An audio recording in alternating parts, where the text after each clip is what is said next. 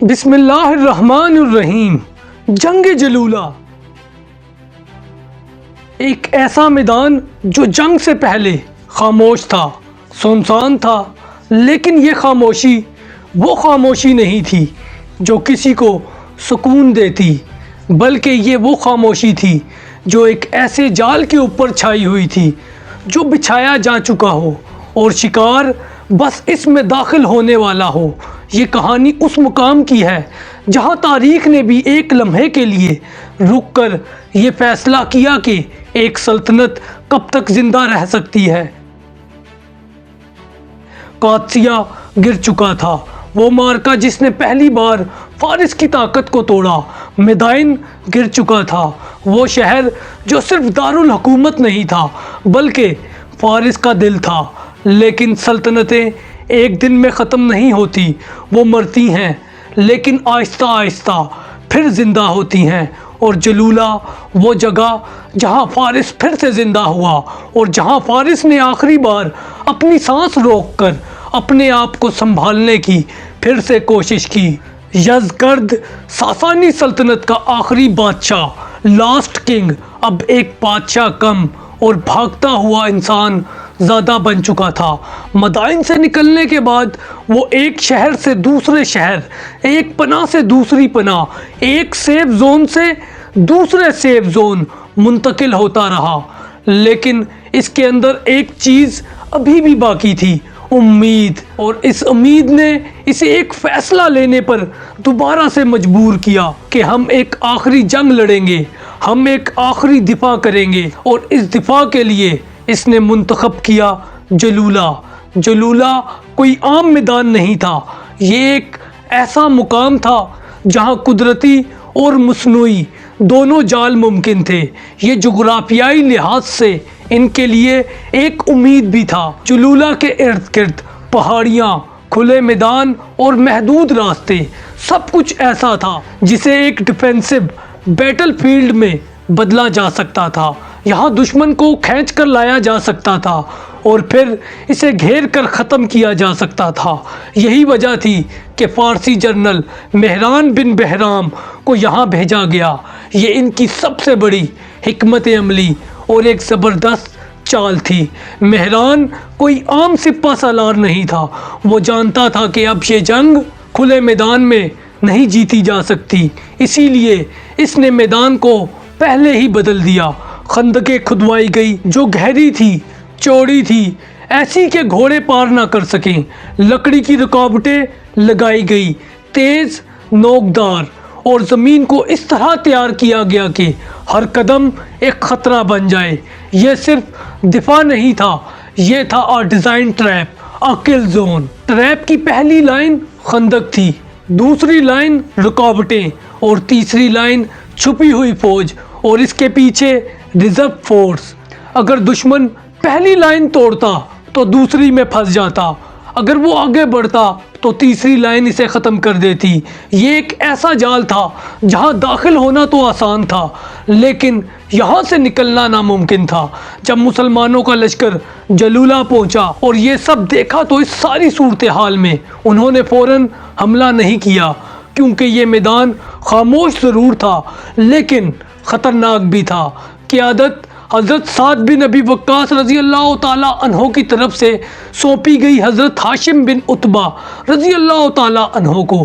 وہ ایک بہادر سپاہی تھے لیکن اس سے بھی بڑھ کر وہ ایک تھنکر تھے۔ سب سے پہلے حضرت ہاشم بن عتبہ نے میدان کا جائزہ لیا، ہر خندق کو دیکھا، ہر راستے پر نظر رکھی اور ہر ممکن حرکت کے بارے میں سوچا، یہاں تک کہ ہر صورتحال ان کی نظر سے گزری اور پھر انہوں نے سمجھ لیا کہ یہ جنگ سیدھے حملے سے جیتی نہیں جا سکتی۔ اگر وہ جلدی کرتے تو وہ سب اس جال میں پھنس جاتے جو ان کے لیے اس وقت بچھایا گیا تھا۔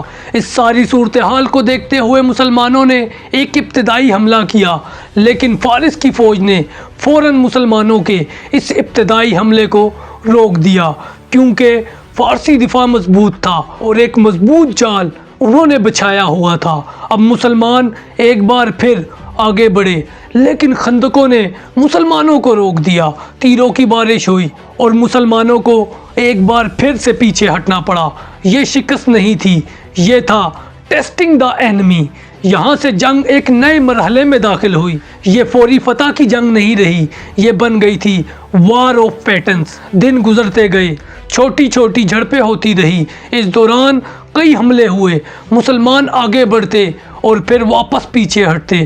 جلولہ ہر دن مسلمانوں کے لیے ایک نئی آزمائش بن گیا تھا، لیکن یہاں ایک فرق تھا۔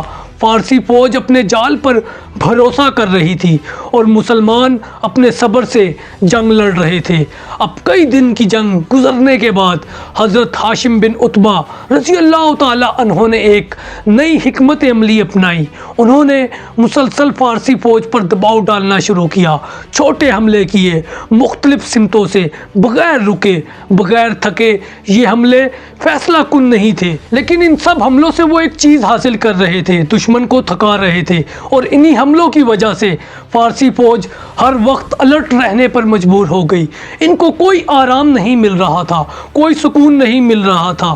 یہ تھا سائیکولوجیکل حملہ۔ جیسے جیسے وقت گزرا، فارسی فوج اپنے ہی جال میں قید ہونے لگی۔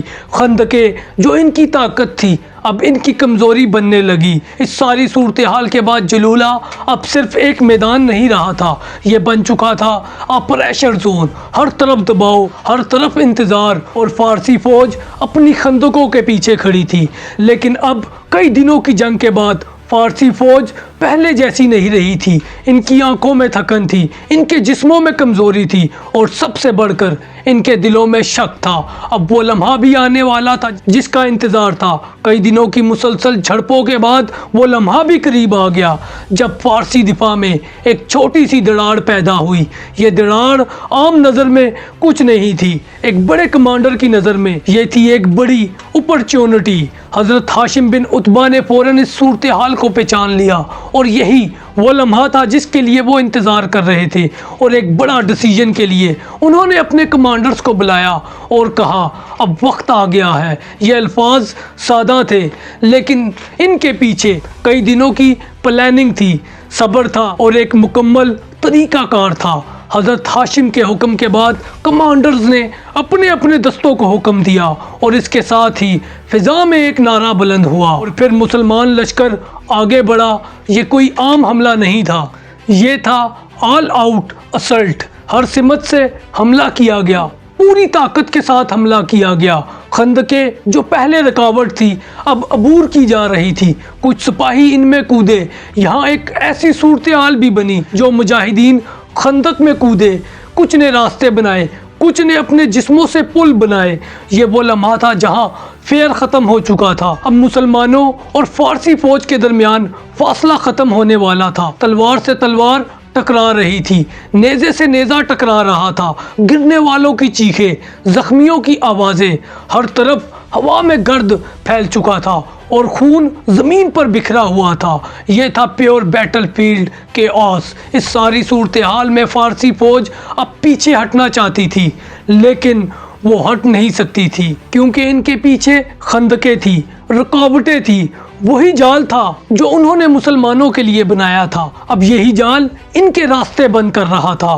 یہی ان کی سب سے بڑی غلطی تھی۔ یہاں سے ان کا کولیپس شروع ہوتا ہے۔ پہلے ان کی صفیں ٹوٹی، پھر نظم ٹوٹا، پھر ان کا حوصلہ ٹوٹا، اور پھر سب کچھ گر گیا۔ یہ تھا فارس کی فوج کا ٹوٹل کولیپس۔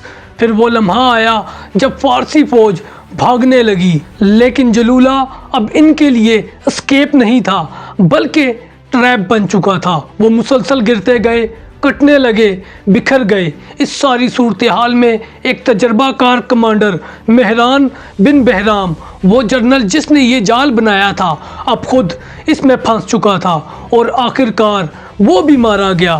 دا آرکیٹیکٹ ہیڈ فالن۔ جلولہ فتح ہو چکا تھا، لیکن یہ صرف ایک میدان کی فتح نہیں تھی، یہ تھا لاسٹ آرگنائز ریزسٹنس کا اینڈ۔ اب فارس کے پاس کوئی مضبوط دفاع باقی نہیں تھا۔ جلولہ کے بعد راستہ صاف ہو گیا، اور اب منزل تھی نہاوند، جہاں فارس کی فوج کا فائنل کولیپس ہوگا، جس کی ویڈیو ہمارے چینل پر موجود ہے، اور لنک ڈسکرپشن میں موجود ہے۔ جلولہ ہمیں ایک سبق دیتا ہے، کبھی کبھی انسان اپنے لیے جو جال بناتا ہے وہی اس کی تباہی بن جاتا ہے۔ فارسیوں نے ایک بہترین ٹریپ بنایا تھا، لیکن وہی ٹریپ ان کی شکست بن گیا۔ یہ صرف ایک جنگ نہیں تھی، یہ تھا ایک طرف حق اور دوسری طرف باطل۔ جلولہ وہ مقام جہاں ایک سلطنت نے آخری بار اپنے آپ کو بچانے کی کوشش کی لیکن ناکام رہی۔ اگر آپ چاہتے ہیں کہ ایسی ہی ڈیپ سینمیٹک ہسٹری، ریئل اسٹریٹجیز اور آل ہڈن اسلامک بیٹلز آپ تک پہنچتی رہیں تو ابھی سبسکرائب کریں، کیونکہ تاریخ صرف کہانی نہیں بلکہ تاریخ ایک سبق ہے۔ جزاکم اللہ خیرہ۔ السلام علیکم۔